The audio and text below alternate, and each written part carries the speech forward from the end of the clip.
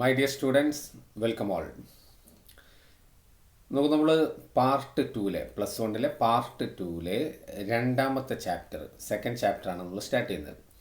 Mechanical properties of fluids.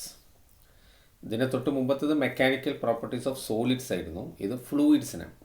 Solids നമുക്കറിയാവുന്ന പോലെ നമുക്ക് വളരെ ചെറിയ ചാപ്റ്ററാണ്. ഈ വർഷം നമുക്ക് പഠിക്കാനുള്ളതിൽ വെച്ച് ഏറ്റവും ചെറിയ ചാപ്റ്ററാണ് mechanical properties of solids.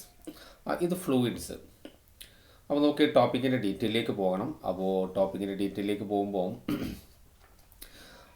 Fluid എന്ന് പറഞ്ഞാൽ എന്ത് എന്നാണ് നമ്മൾ ആദ്യം മനസ്സിലാക്കേണ്ടത്. ആരെയാണ് നമ്മൾ ഫ്ലൂയിഡ് എന്ന് നമ്മൾ വിളിക്കുന്നത്? ഫ്ലൂയിഡ് നോക്കൂ, ഞാനിവിടെ സൂചിപ്പിച്ച പോലെ ഒഴുകുന്ന എന്തിനെയാണ് നമ്മൾ ഫ്ലൂയിഡ് എന്ന് വിളിക്കുക. അപ്പോൾ A fluid is A substance that can flow. ഒഴുകാൻ പറ്റുന്നുണ്ടെങ്കിൽ അതിനെയാണ് നമ്മൾ ഫ്ലൂയിഡ് എന്ന് വിളിക്കുക. അപ്പോൾ നമ്മുടെ സ്റ്റേറ്റ്സ് ഓഫ് മാറ്റേഴ്സിൽ നമുക്കിവിടെ നമ്മൾ നോർമലി കാണുന്നതിൽ നമുക്ക് ഒഴുകാൻ പറ്റുന്നത് ആരൊക്കെയാണുള്ളത്? സോളിഡ് ഒഴുകോ? ഇല്ല. പിന്നെ ആരെ ഒഴുകുക? ലിക്വിഡും അതുപോലെ ഗ്യാസുമാണ് എന്ത് ചെയ്യുന്നത്? ഫ്ലോ ചെയ്യുക. അപ്പോൾ ലിക്വിഡിൻ്റെ ഒഴുക്ക് നമുക്കറിയാം അല്ലേ, വെള്ളം ഒഴുകുന്നു എന്നൊക്കെ നമ്മൾ പറയുന്നുണ്ട്. അപ്പോൾ എല്ലാ ലിക്വിഡ്സിനും എന്ത് ചെയ്യാൻ പറ്റും? ഒഴുകാൻ കഴിയും, അത് നമുക്കറിയാം. പക്ഷേ ഗ്യാസിൻ്റെ ഒഴുക്കിനെയാണ് നമ്മൾ വിൻഡ്, കാറ്റ് എന്നൊക്കെ പറഞ്ഞതല്ലേ. ഗ്യാസ് ഒരു ഭാഗത്തു നിന്ന് വേറൊരു ഭാഗത്തേക്ക് ഗ്യാസ് നീങ്ങും. അങ്ങനെ ഗ്യാസ് ഒരു ഭാഗത്തു നിന്ന് പ്രഷർ ഡിഫറൻസ് കൊണ്ട് ഒരു ഭാഗത്തു നിന്ന് വേറൊരു ഭാഗത്തേക്ക് നീങ്ങുന്നതിനാണ് നമ്മൾ പിന്നെ ഗ്യാസിൻ്റെ ഫ്ലോ അല്ലെങ്കിൽ വിൻഡ് എന്ന് നമ്മൾ പറയുന്നത്. അപ്പോൾ ഗ്യാസും ലിക്വിഡും ഏത് കാറ്റഗറിയിൽ പെടും? ഫ്ലൂയിഡ് എന്ന കാറ്റഗറിയിൽ പെടും. അപ്പോൾ fluid is a name collectively called for liquids and gaseous. അപ്പോൾ ഗ്യാസിനെയും ലിക്വിഡിനെയാണ് നമ്മൾ ഫ്ലൂയിഡ് എന്ന് വിളിക്കുന്നത്. ഇനി എന്താണ് ഫ്ലൂയിഡ്സിൻ്റെ പ്രത്യേകത നോക്കും. ഫ്ലൂയിഡ്സിനുള്ള പ്രത്യേകത, അതിൻ്റെ ഏറ്റവും ഇമ്പോർട്ടൻറ്റ് ക്യാരക്ടറിസ്റ്റിക്സ് ആണ് പറയുന്നത്. The atoms or molecules in a fluid are arranged in random manner. കാരണം സോളിഡിൽ വളരെ സ്പെസിഫിക് ആയിട്ടുള്ള റിജിഡ് മാനറിലാണ് സോളിഡ്സിൽ പിന്നെ ആറ്റംസ് മോളിക്യൂൾസ് ഒക്കെ അറേഞ്ച് ചെയ്തിരിക്കുന്നത് നമുക്കറിയാം. പക്ഷേ ലിക്വിഡ്സിലും ഗ്യാഷ്യസിലും അത് റാൻഡം ഓർഡറിലാണ്. അതുകൊണ്ട് തന്നെ അവർക്ക് കൃത്യമായിട്ട് ഒറ്റക്കൊരു ഷേപ്പ് ഇല്ല എന്നുള്ളത് നമുക്കറിയാം അല്ലേ. A fluid begins to flow when shearing stress is applied. Shearing stress നമ്മൾ സോളിഡ്സിൽ പഠിക്കുന്നതാണ്. ഇത്ര മനസ്സിലാക്കിയാൽ മതി. പിന്നെ ഒരു ഫ്ലൂയിഡിന് നമ്മൾ ഒരു ടാൻജൻഷ്യൽ ഫോഴ്സ്, അതിൻ്റെ സർഫസിലൂടെ നമ്മളൊരു ഫോഴ്സ് കൊടുത്തു കഴിഞ്ഞാൽ ആ ഫോഴ്സ് റെസിസ്റ്റ് ചെയ്യാനുള്ള കഴിവായിരിക്കില്ല ഫ്ലൂയിഡ്സിനില്ല. ഫ്ലൂയിഡ് എന്ത് ചെയ്യും? ഫ്ലൂയിഡ് ഒഴുകുമെന്നാണ് പറഞ്ഞത്. A fluid has no definite shape of its own. സ്വന്തമായിട്ട് ഫ്ലൂയിഡിന് എന്തില്ല? ഷേപ്പില്ല. It ultimately assumes the shape of the containing vessel. വളരെ ചെറിയ പോയിന്റ് നിങ്ങൾക്കറിയാവുന്ന കാര്യമാണ്. നമ്മളൊരു ബീക്കറിൽ വെള്ളം എടുത്തു കഴിഞ്ഞാൽ ആ വെള്ളത്തിൻ്റെ ഷേപ്പ് എന്താ? ആ ബീക്കറിൻ്റെ ഷേപ്പ് ഉണ്ടാവുക. എന്നാൽ അതേ വെള്ളത്തിനെ തന്നെ നമ്മളൊരു കുപ്പിയിലെടുത്ത് വെച്ച് കഴിഞ്ഞാലോ അല്ലേ, ചെറിയൊരു ഗ്ലാസിൻ്റെ ബോട്ടിലൊക്കെ എടുക്കണമെങ്കിൽ അപ്പോൾ അതിൻ്റെ ഷേപ്പായിരിക്കും. പിന്നെ പരന്ന പാത്രത്തിലെടുത്ത് കഴിഞ്ഞാൽ അതിൻ്റെ ഷേപ്പായിരിക്കും അതിനുണ്ടാവുക അല്ലേ. അതാണ് it ultimately assumes the shape of the containing vessel.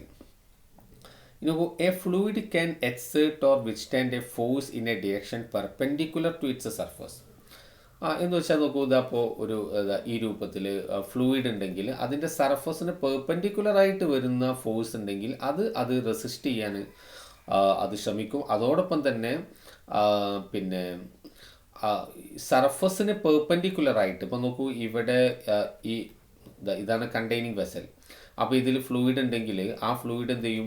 ഈ സർഫസിലേക്കൊക്കെ അത് പെർപെൻഡിക്കുലറായിട്ട് ഇവിടുന്ന് ഇങ്ങോട്ട് ഒക്കെ പെർപെൻഡിക്കുലർ ഡിറക്ഷനിൽ ഒരു ഫ്ലൂയിഡ് എപ്പോഴും ഫോഴ്സ് എക്സേർട്ട് ചെയ്യും എന്നാണ് പറഞ്ഞത്. നമുക്ക് ഇപ്പോൾ ഈ പറഞ്ഞതിൽ നിങ്ങൾക്ക് അത്ര ഒരു രസം കിട്ടാത്ത പോയിന്റുകൾ ഉണ്ടെങ്കിൽ യു നീഡ് നോട്ട് വെറി. നമ്മൾ ഓൺ ദ ഗോയിൽ അതിനൊക്കെ വളരെ ഡീറ്റെയിൽ ആയിട്ട് നമ്മൾ പരിചയപ്പെടാൻ പോകുന്നുണ്ട് കേട്ടോ. അപ്പോൾ ഇവിടെ നമ്മൾ പറഞ്ഞതിൽ പ്രധാനപ്പെട്ട കാര്യങ്ങൾ ഇപ്പോൾ ഇത്രയേ ഉള്ളൂ. ഒന്ന്, ഫ്ലൂയിഡ് എന്ന് പറഞ്ഞാൽ ഒഴുകാൻ പറ്റുന്നതിനെയാണ് ഫ്ലൂയിഡ് എന്ന് പറയാം. അതിൽ ലിക്വിഡും ഗ്യാസും അതിൽ പെടുന്നു മനസ്സിലാക്കുക. അവിടെ റാൻഡം ഓർഡറിലായിരിക്കും മോളിക്യൂൾസിൻ്റെയും ആറ്റംസിൻ്റെയും ഒക്കെ അറേഞ്ച്മെൻറ്റ് ഉണ്ടാവുക. അതിന് സ്വന്തമായിട്ടൊരു ഷേപ്പില്ല. അത് ഏതൊരു കണ്ടെയ്നറിലാണോ ഉള്ളത് ആ ഒരു ഷേപ്പായിരിക്കും അത് അസ്യൂം ചെയ്യുക. ഇത്രയും പോയിന്റ്സ് നിങ്ങൾക്ക് എല്ലാവർക്കും വളരെ ക്ലിയർ ആണെന്ന് വിചാരിക്കുന്നു. ബാക്കിയുള്ള കാര്യങ്ങളൊക്കെ നമുക്ക് ഓൺ ദ ഗോയിൽ കാണാനുണ്ട്. ഫ്ലൂയിഡ്സിനെ പറ്റി നമ്മൾ പഠിക്കുന്ന സമയത്ത് 2 ബ്രാഞ്ചായിട്ടാണ് പഠിക്കുന്നത്. ഒന്ന് നോക്കൂ, ഫ്ലൂയിഡ് സ്റ്റാറ്റിക്സ് ആണ്. 2 ഫ്ലൂയിഡ് ഡൈനാമിക്സ്. ഈ പേരിൽ തന്നെ ഉണ്ട്. സ്റ്റാറ്റിക് എന്ന് പറഞ്ഞാൽ എന്താ? അനങ്ങാത്തത്, റെസ്റ്റിലുള്ളത്, സെറ്റിൽഡ്, ഇക്വിലിബ്രിയം, ഫിക്സ്ഡ്, സ്റ്റേഷനറി എന്നൊക്കെയാണ് സ്റ്റാറ്റിക് എന്ന് പറഞ്ഞാൽ. ആ ഫ്ലൂയിഡ് സ്റ്റാറ്റിക്സിൽ നമ്മൾ ഡിസ്കസ് ചെയ്യുന്നത് അതൊക്കെ എന്താ? The branch of physics that deals with the study of fluids at റെസ്റ്റിലുള്ള ഫ്ലൂയിഡ്. ഫ്ലൂയിഡ് സ്റ്റാറ്റിക്സ് എന്നും അല്ലെങ്കിൽ വിളിക്കുന്ന പേര് നോക്കൂ ഹൈഡ്രോസ്റ്റാറ്റിക്സ് എന്ന് വിളിക്കും. ഹൈഡ്രോസ്റ്റാറ്റിക്സ് ആ ഒരു കാറ്റഗറിയിൽ നമുക്ക് പഠിക്കാനുള്ളത് ആരൊക്കെ അറിയോ? Hydrostatic pressure, Pascal's law, Archimedes principle, flotation of bodies and surface tension, ഇതൊക്കെ ഈ കാറ്റഗറിയിൽ പഠിക്കുന്നത്. ഫ്ലൂയിഡ് സ്റ്റാറ്റിക്സിൽ നമുക്ക് ഈ ചാപ്റ്ററിൽ നമ്മൾ പഠിക്കാൻ പോകുന്ന കാര്യങ്ങളെക്കുറിച്ചുള്ള ഒരു ഓവറോൾ ഐഡിയയാണ് ഇപ്പോൾ നിങ്ങൾക്ക് തരുന്നത്. ആരൊക്കെയുള്ളത്? Hydrostatic pressure, Pascal's law, Archimedes principle, flotation of bodies, surface tension, ഇതൊക്കെ നമ്മൾ ഫ്ലൂയിഡ് സ്റ്റാറ്റിക്സ് എന്നുള്ള കാറ്റഗറിയിൽ ഈ ചാപ്റ്ററിൽ പഠിക്കാനുള്ളതാണ്. അതുപോലെ ഫ്ലൂയിഡ് ഡൈനാമിക്സ്. ഡൈനാമിക് എന്ന് പറഞ്ഞാൽ തന്നെ നമുക്കറിയാലോ, മോഷനെ സൂചിപ്പിക്കുന്ന വേർഡാണ്. The branch of physics that deals with the study of fluids in motion is called fluid dynamics, അല്ലെങ്കിലുള്ള പേരെന്താണ്? Hydrodynamics. Its study includes equation of continuity, Bernoulli's theorem, Torricelli's theorem, viscosity. അപ്പോൾ ഈ ചാപ്റ്ററിൽ ഒരുപാട് കാര്യങ്ങൾ നമുക്ക് പഠിക്കാനുണ്ട് എന്നർത്ഥം. ഫ്ലൂയിഡ് ഡൈനാമിക്സിൻ്റെ അണ്ടറിൽ പഠിക്കാനുള്ള സാധനങ്ങളാണ് ഇപ്പോൾ ഈ പറഞ്ഞതൊക്കെ. അപ്പോൾ ഈ ചാപ്റ്ററിൽ നമ്മൾ ഡീൽ ചെയ്യാൻ പോകുന്ന മേജർ പോയിൻറ്റ്സുകളാണ് നമ്മളിപ്പോൾ ഡിസ്കസ് ചെയ്തിട്ടുള്ളത്. ഈ കാര്യങ്ങളൊക്കെയാണ് നമുക്കിതിൽ ഡിസ്കസ് ചെയ്യാനുള്ളതിൽ ഒരു ഓവറോൾ ഐഡിയ, ഒരു എസ്റ്റിമേറ്റ് നിങ്ങൾക്ക് തന്നിട്ടുള്ളതാണ്. ഓക്കെ, അപ്പോൾ നമുക്ക് അടുത്ത പോയിന്റിലേക്ക് കിടക്കാം. നമ്മൾ 9th തന്നെ പഠിക്കുന്ന ഒരു ടേമാണ് ത്രസ്റ്റ്, അല്ലേ? CBSE-കാരാണെങ്കിൽ 9th നിങ്ങളുടെ ടെക്സ്റ്റ് ബുക്കിൽ ത്രസ്റ്റ് ആൻഡ് പ്രഷർ എന്നാണ് ആ ടോപ്പിക്കിൻ്റെ പേരെന്നാണ് എൻ്റെ ഓർമ്മ. ആ ചാപ്റ്ററിൻ്റെ പേരുണ്ട് ത്രസ്റ്റ് ആൻഡ് പ്രഷർ. അതിൻ്റെ കണ്ടിന്യൂഷനാണ് ഈ ടോപ്പിക്ക്. കേരള ബോർഡിൽ പഠിച്ച ആളുകളും ഒരു സിമിലർ ഹെഡിങ്ങിലുള്ള ടോപ്പിക്ക് നിങ്ങൾ പഠിച്ചിട്ടുണ്ട്. അതിൻ്റെ തുടർച്ചയാണ് നമ്മളിവിടെ പഠിക്കുന്നത്. ത്രസ്റ്റ് എന്ന് പറഞ്ഞാൽ ആക്ച്വലി ത്രസ്റ്റ് ഫോഴ്സ് തന്നെയാണ്. പക്ഷേ എല്ലാ ഫോഴ്സിനും നമ്മൾ ത്രസ്റ്റ് എന്ന് പറയില്ല. സാധാരണ ഇതിൽ നമ്മൾ ലിക്വിഡും ഗ്യാസൊക്കെ എക്സേർട്ട് ചെയ്യുന്ന പ്രഷറിനാണ് നമ്മൾ കൂടുതലും ത്രസ്റ്റ് എന്നുള്ള ടേം യൂസ് ചെയ്യാറുള്ളത്. The total force exerted by a liquid on any surface in contact with it is called thrust. അപ്പോൾ ഞാൻ ലിക്വിഡ് ആണ് പലപ്പോഴും സംസാരിക്കുക. അത് ലിക്വിഡ് എന്ന് പറഞ്ഞിടത്തൊക്കെ നമുക്ക് ഗ്യാസും പറയാം, കാരണം ഫ്ലൂയിഡിനാണിത്. കുറച്ചും കൂടി പ്രാക്ടിക്കലി നമുക്ക് ഈസി ആയിട്ട് മനസ്സിലാക്കാൻ പറ്റുന്നത്, പിന്നെ പെട്ടെന്ന് നമുക്ക് ഐഡൻറ്റിഫൈ ചെയ്യാൻ പറ്റുന്നത് ലിക്വിഡ് ആയതുകൊണ്ടാണ് പലപ്പോഴും ലിക്വിഡ് എന്ന് സംസാരിക്കുന്നത്. അപ്പോൾ നിങ്ങൾ മനസ്സിലാക്കുന്നതൊക്കെ ഗ്യാസിനും അപ്ലിക്കബിൾ ആണ്. അപ്പോൾ ഒരു ലിക്വിഡ് അതിന് കോണ്ടാക്റ്റിലുള്ള സർഫസിൽ എക്സേർട്ട് ചെയ്യുന്ന ടോട്ടൽ ഫോഴ്സിനാണ് എന്ത് വിളിക്കുന്നത്? ത്രസ്റ്റ് എന്ന് വിളിക്കുന്നത്. നമുക്ക് അതിനൊരു എക്സാമ്പിൾ പറയാം. It is because of this thrust a liquid flows out through the holes of a containing vessel. ഒരു പ്ലാസ്റ്റിക്കിൻ്റെ കവറിൽ നമ്മൾ ഒരു ലിക്വിഡ് ഫില്ല് ചെയ്ത് കഴിഞ്ഞാൽ ആ കവറിന് ചെറിയ ഒരു ഹോൾ ഉണ്ടെങ്കിൽ ആ ഹോളിലൂടെ ലിക്വിഡ് പുറത്തേക്ക് ചാടി വരില്ലേ? ആ വരുന്നത് എന്തുകൊണ്ടാണ്? ലിക്വിഡ് അതിൻ്റെ സർഫസിൽ എക്സേർട്ട് ചെയ്യുന്ന ത്രസ്റ്റ് മൂലമാണ് എന്നാണ് ഈ പോയിന്റ് സംസാരിച്ചത്. അപ്പോൾ ത്രസ്റ്റ് എന്ത് തന്നെയാണ്? അതൊരു ഫോഴ്സ് തന്നെയാണ്. അതുകൊണ്ട് തന്നെ അതിൻ്റെ യൂണിറ്റ് എന്താണ്? ന്യൂട്ടൺ. SI യൂണിറ്റ് ന്യൂട്ടൺ ആണ്. Okay, a liquid always exerts force perpendicular to the surface of the container at every point. നമ്മൾ തുടക്കത്തിൽ തന്നെ സംസാരിച്ചിട്ടുള്ള കാര്യമാണ്. അത് ഏതൊരു വെസലിലാണോ ഉള്ളത് അതിൽ ആ വെസലിന് സർഫസിന് പെർപെൻഡിക്കുലറായിട്ട് എപ്പോഴും ലിക്വിഡ് എന്ത് എക്സേർട്ട് ചെയ്യും? ഒരു ത്രസ്റ്റ് എക്സേർട്ട് ചെയ്യും. അതെപ്പോഴും എന്തായിരിക്കും? സർഫസിന് പെർപെൻഡിക്കുലർ ആയിരിക്കും എന്നാണ് സൂചിപ്പിച്ചത്. ഓക്കെ, നമുക്ക് ഈ ചാപ്റ്ററിനെ നമുക്ക് മൊത്തത്തിൽ എന്താണ് ഈ ചാപ്റ്ററിൽ പറയാനുള്ളതെന്ന് ചോദിച്ചാൽ നമുക്ക് പറയാനുള്ളത് പ്രഷറാണ്. ഈ ചാപ്റ്റർ കംപ്ലീറ്റ് എന്നാണ്. ചാപ്റ്ററിൽ കംപ്ലീറ്റ് പ്രഷറാണ്. ആ പ്രഷറിൻ്റെ വ്യത്യസ്ത പിന്നെ അതിൻ്റെ അപ്ലിക്കേഷനും അതിൻ്റെ ഡീറ്റെയിലും ഒക്കെയാണ് നമ്മൾ ഈ ചാപ്റ്ററിൽ പറഞ്ഞത്. ആദ്യ അവസാനം വരെ പ്രഷർ തന്നെയാണ് ഈ ചാപ്റ്റർ കേട്ടോ. അതിൻ്റെ ബേസിക്കാണ് നമ്മളിപ്പോൾ സംസാരിക്കാൻ പോകുന്നത്. നമ്മൾ സാധാരണ ഇതിൽ പ്രഷർ എന്താണെന്ന് വെച്ച് കഴിഞ്ഞാൽ നമ്മൾ പറയണതാണ് അല്ലേ, ഫോഴ്സ് ബൈ ഏരിയ എന്ന് പറഞ്ഞാൽ ഒറ്റയടിക്ക് നമ്മൾ ഒഴിയും ഫോഴ്സ് ബൈ ഏരിയ. പക്ഷേ എല്ലാ ഫോഴ്സ് ബൈ ഏരിയയും സത്യത്തിൽ എന്തിൽ പെടില്ല? പ്രഷറിൽ പെടില്ല. അപ്പോൾ ഫോർ എക്സാമ്പിൾ നോക്കൂ, ഞാൻ ഈ സർഫസിൽ നോക്കൂ, അവിടെ ശ്രദ്ധിക്കട്ടോ, ഈ കയ്യിൽ ഞാൻ ഇങ്ങനെ ചെരിഞ്ഞുകൊണ്ട് ഇങ്ങനെ അങ്ങോട്ടൊരു ഫോഴ്സ് കൊടുക്കുന്നതായിരിക്കാം. അപ്പോൾ ഞാൻ നേരെ പെർപെൻഡിക്കുലറായിട്ട് സർഫസിന് പെർപെൻഡിക്കുലറായിട്ടില്ല, ഇങ്ങനെ ചെരിഞ്ഞിട്ടാണ് ഒരു ഫോഴ്സ് കൊടുക്കുന്നതെങ്കിൽ ആ സർഫസിലുള്ള ഏരിയ എന്ന് പറയുന്നത് ആ ഫോഴ്സ് ഡിവൈഡഡ് ബൈ ഏരിയ അല്ല. പിന്നെന്താ നോക്ക്, ഇതിൻ്റെ പ്രഷറിനെ ഡിഫൈൻ ചെയ്യുന്നതിനെ ശ്രദ്ധിക്കും. The pressure at a point എന്നാണ്, ഒരു ഏരിയ എന്നല്ല ഡിഫൈൻ ചെയ്ത്. Pressure at a point on a surface is the thrust acting normally per unit area around that point. അപ്പോൾ ഒരു പോയിന്റിൽ ഉള്ള പ്രഷർ എന്ന് പറഞ്ഞാൽ ആ പോയിന്റിന് ചുറ്റും ചെറിയൊരു ഏരിയ എടുക്കുക, ആ ഏരിയയിൽ എക്സേർട്ട് ചെയ്യുന്ന ടോട്ടൽ ഫോഴ്സ്, പക്ഷേ ആ ഫോഴ്സ് എന്തായിരിക്കണം? ആക്ടിങ് നോർമലി എന്ന് പറഞ്ഞാൽ സർഫസിന് പെർപെൻഡിക്കുലർ. ആ സർഫസിന് പെർപെൻഡിക്കുലർ ആയിട്ടുള്ള ടോട്ടൽ ഫോഴ്സ് ഡിവൈഡഡ് ബൈ അതിൻ്റെ ഏരിയ. അതാണ് നിങ്ങൾക്ക് ആ സ്ഥലത്തെ പ്രഷർ കിട്ടുക. അപ്പോൾ നോക്കൂ, ഇപ്പോൾ ഫോർ എക്സാമ്പിൾ ഞാനിവിടെ ഇങ്ങനെ കാണിക്കണം, ഇതിപ്പോൾ ചെറിയൊരു ഏരിയ, സപ്പോസ് ഇവിടെ ഞാനിങ്ങനെ ചെരിഞ്ഞിട്ടാണ് ഇവിടെ ഫോഴ്സ് കൊടുത്ത്, അത് ഫോഴ്സാണ്. അങ്ങനെയാണെങ്കിൽ ഈ ഫോഴ്സ് കംപ്ലീറ്റ് എന്തിൽ പെടൂല? ഈ force F divided by area എന്ന് കൊടുത്താൽ അവിടുത്തെ പ്രഷർ കിട്ടില്ല. കാരണം ഈ ഫോഴ്സിന് 2 കമ്പോണൻ്റ് ഉണ്ട്. ഒരു കമ്പോണൻ്റ് നോക്കുക ഇങ്ങോട്ട്, അല്ലേ, ഒരു കമ്പോണൻ്റ് ഇത്ര ഇങ്ങോട്ട്, രണ്ടാമത്തെ കമ്പോണൻ്റ് നോക്കൂ ഇങ്ങോട്ട്. അതിൽ ഈ കമ്പോണൻ്റ് ഇവിടുത്തെ പ്രഷറിലേക്ക് കോൺട്രിബ്യൂട്ട് ചെയ്യൂല. കാരണം സർഫസിന് പെർപെൻഡിക്കുലർ ആയിട്ടുള്ള, നോക്കൂ, സർഫസിന് പെർപെൻഡിക്കുലർ ആയിട്ടുള്ള കമ്പോണൻ്റ് എന്ന് പറഞ്ഞാൽ അത് ഇതാണ്. ഈ ഫോഴ്സ് നോക്കൂ, ഇതിൻ്റെ സർഫസിന് പെർപെൻഡിക്കുലർ ആണ്. ഈ ഫോഴ്സ് മാത്രമാണ് ഇവിടുത്തെ പ്രഷറിലേക്ക് കോൺട്രിബ്യൂട്ട് ചെയ്യുക. അതാണ് ഇവിടെ സൂചിപ്പിച്ചത്. ഒന്നുകൂടെ നോക്കൂ, pressure at a point on a surface is the thrust acting normally. മനസ്സിലായില്ലേ? Force acting normally per unit area around that point. If the total force F acts normally over a flat area A, then pressure is F by A. പക്ഷേ അപ്പോൾ ഈ equation എഴുതിയപ്പോൾ ഇതിൽ F ആരാന്ന് ഇവിടെ പ്രത്യേകം പറഞ്ഞിട്ടുണ്ട്. എഫ് ആരാ? F acts normally over a flat area A. ആ സർഫസിൽ ആക്ട് ചെയ്യുന്ന ഫോഴ്സാണ് നോർമലി പെർപെൻഡിക്കുലർ ആയിട്ട് ആക്ട് ചെയ്യുന്ന ഫോഴ്സിനെയാണ് നമ്മൾ എന്ത് വിളിക്കുന്നത്? ഇവിടെ ഇക്വേഷനിൽ വരുന്ന എഫ്. നോക്കൂ, if the force is not distributed uniformly over a given area.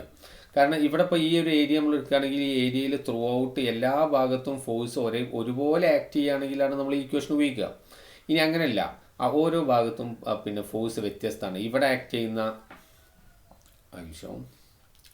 നോക്കുക, ഇവിടെ ആക്ട് ചെയ്യുന്ന ഫോഴ്സ് അല്ല ഇവിടെ ആക്ട് ചെയ്യുന്നത്, അതല്ല ഇവിടെ ആക്ട് ചെയ്യുന്നത്. ഓരോ സ്ഥലത്തും വ്യത്യസ്ത ഫോഴ്സ് ആണെങ്കിൽ അപ്പോൾ നമുക്ക് ഈ ഇക്വേഷൻ പറ്റില്ല. അപ്പോൾ നമ്മൾ എന്താ ചെയ്യാം? അപ്പോൾ ഇതിനെ നമ്മൾ വെലോസിറ്റിൻ്റെ ഒക്കെ കേസിൽ നമ്മൾ ചെയ്ത പോലെ ലിമിറ്റ് അപ്ലൈ ചെയ്യും. Then pressure will be different at different points. അപ്പോൾ നമ്മൾ എന്ത് ചെയ്യും? If a force delta F acts normally on a small area delta A surrounding a given point, then pressure at that point will be അപ്പോൾ P is equal to നമ്മൾ എന്തെടുക്കും? Limit condition apply ചെയ്യും. Limit delta A tends to 0 delta F by delta A. അപ്പോഴാണ് നമ്മൾ അതിൻ്റെ differential ഇക്വേഷനായിട്ട് D F by d A നോക്കുക. Pressure is equal to d F divided by d A. അത് പേടിക്കാനൊന്നുമില്ല, ഒന്ന് ഉദ്ദേശിച്ചത്രേ ഉള്ളൂ. പിന്നെ ഒരു ഏരിയയിൽ മൊത്തത്തിൽ എല്ലാ ഭാഗത്തും ഫോഴ്സിൻ്റെ വാല്യൂ സെയിം ആണെന്നുണ്ടെങ്കിൽ അവിടെ പ്രഷർ എന്ന് പറഞ്ഞാൽ ഫോഴ്സ് ബൈ ഏരിയ കൊടുത്താൽ മതി. നേരെ മറിച്ച് വ്യത്യസ്ത പോയിന്റിൽ വ്യത്യസ്ത ഫോഴ്സ് ആണ് ആക്ട് ചെയ്യുന്നതെങ്കിൽ അപ്പോൾ നമ്മൾ എന്ത് ചെയ്യും? നമ്മൾ പരിഗണിക്കുന്ന ഏരിയ വളരെ ചെറുതാക്കി എടുക്കണം എന്നാണ് ഈ സംസാരിച്ചത്. കണ്ടോ, ഡെൽറ്റ എ പറ്റ ചെറുതായിരിക്കണം എന്ന്. അപ്പോൾ ഡെൽറ്റ എൻ്റെ സൈസ് 0 അടുത്ത് വരണം എന്നാണ് അവിടെ ഉദ്ദേശിച്ചത്. മനസ്സിലായല്ലോ? അത് വലിയൊരു കാര്യമല്ല. അതിനെക്കുറിച്ച് അതൊക്കെ നമ്മൾ വരാനിരിക്കുന്നുണ്ട്. ഞാൻ പറഞ്ഞല്ലോ, അതൊരു ഇൻട്രൊഡക്ടറി പാർട്ടാണ് ഇപ്പോൾ നമ്മൾ ഡിസ്കസ് ചെയ്തുകൊണ്ടിരിക്കുന്നത്. ഇനി ഏറ്റവും രസകരമായ പോയിന്റ് അതാണ്. പലപ്പോഴും പല കുട്ടികൾക്കും പറ്റുന്നൊരു അബദ്ധമാണ്. കാരണം പ്രഷർ എന്ന് പറഞ്ഞാൽ ഫോഴ്സ് ബൈ ഏരിയ ആണല്ലോ. അപ്പോൾ ഫോഴ്സ് ഒരു വെക്റ്റർ ക്വാണ്ടിറ്റി ആണല്ലോ. അപ്പോൾ പ്രഷർ എന്താ? വെക്റ്റർ ക്വാണ്ടിറ്റി അല്ലേ? പക്ഷേ ശ്രദ്ധിക്കുക, പ്രഷർ വെക്റ്റർ ക്വാണ്ടിറ്റി അല്ല. പ്രഷർ പിന്നെന്താണ്? സ്കേലാർ ക്വാണ്ടിറ്റിയാണ്. പ്രഷർ സ്കേലാർ ക്വാണ്ടിറ്റിയാണ്. അപ്പോൾ എന്തുകൊണ്ടാണ് പ്രഷർ സ്കേലാർ ക്വാണ്ടിറ്റി ആയത്? ഇതിന് നമുക്ക് കൃത്യമായ ആൻസർ കൊടുക്കണം. അപ്പോൾ ഇതിന് 2 ആൻസേഴ്സാണ് നമ്മൾ ഇവിടെ ചെയ്യാൻ പോകുന്നത്. ഒന്ന്, ഒരു ഡിറക്ഷൻ മാറാൻ സാധ്യതയുള്ള കാര്യത്തിനാണല്ലോ നമ്മൾ വെക്റ്റർ എന്ന് പറയാം, അല്ലേ? അതിനാണല്ലോ ഇപ്പോൾ നമ്മൾ വെക്റ്റർ. ഇപ്പോൾ motion in A straight line എന്നുള്ള ചാപ്റ്ററിൽ നമ്മൾ വെക്റ്റർ സിമ്പിൾ യൂസ് ചെയ്തിട്ടേ ഇല്ല. എന്താ കാരണം? എന്താ? അവിടെ സ്ട്രെയിറ്റ് ലൈനിലാണ് മോഷൻ ഉള്ളത്. കാരണം ഡിറക്ഷന് മാറ്റം വരാനുള്ള ഒരു സാധ്യതയില്ല. എപ്പോഴും ഒരേ ഡിറക്ഷനാണ്. അങ്ങനെയാണെങ്കിൽ എപ്പോഴും ഒരു സാധനത്തിന് ഒരേ ഡിറക്ഷൻ ആണെങ്കിൽ പിന്നെ അതിൻ്റെ കൂടെ ഡിറക്ഷൻ നമ്മൾ പറയേണ്ട ആവശ്യമില്ലല്ലോ. It's an understood fact. കാരണം ആ ക്വാണ്ടിറ്റീനെ പറയുന്ന സമയത്ത് തന്നെ അതിൻ്റെ ഡിറക്ഷൻ ഇന്നതാണ് എന്നുള്ളത് അവിടെ വളരെ വ്യക്തമാണ്. അവിടെ ഡിറക്ഷൻ പറയേണ്ട ആവശ്യമില്ല. വേണോ?